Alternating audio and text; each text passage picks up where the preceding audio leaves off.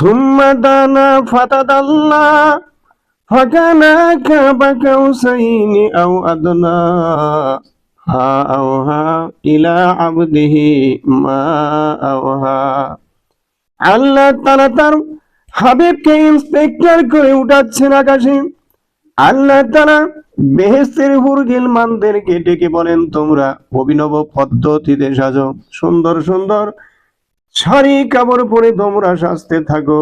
ফেরেশতাদের ডাক দিয়ে বললেন, আমি আমার হাবিবকে ইন্সপেক্টর করে উঠাচ্ছি আকাশে।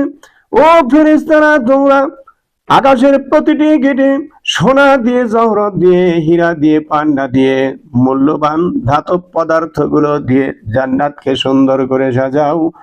আর আকাশের প্রতিটি গেটে আমার বন্ধুর জন্য গেট বানিয়ে দাও।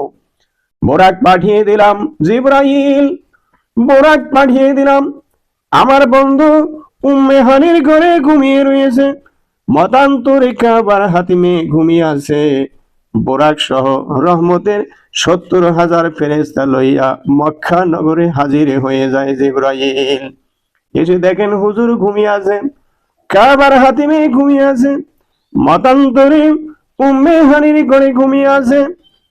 ইয়া রাসূলুল্লাহ, ইয়া হাবিবাল্লাহ বলে যদি ডাক দেওয়া হয়, হঠাৎ করে ঘুম ভেঙে গেলে হয়তো নবী কষ্ট পাবেন, হয়তো নবী দুঃখ পাবেন। এই জন্য কিতাবে আসছে, জিবরাইল নিজের জিহ্বা বের করে মাথার ধরে নিজের গাল দুইটা রাহমাত লিল আলামিনের দুই পায়ের পরে লাগিয়ে দিলেন।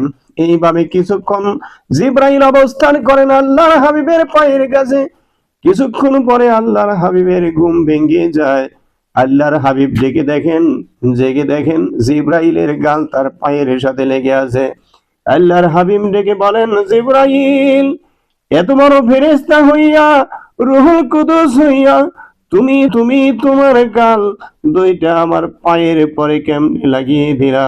জিবরাইল জবাব দেয়, হুজুর, ইয়া রাসূলুল্লাহ, ইয়া হাবিবাল্লাহ, সমস্ত ফেরেশতার সর্দার হইতে পারি, কিন্তু আপনার কদম মুবারকের সামনে আমার কোনো দাম নাই। আল্লাহর হাবিবকে যদি কোনো ব্যক্তি স্বপ্নে দেখতে পারেন, তাহলে ওই ব্যক্তির জন্য জাহান্নাম হারাম হয়ে যাবে।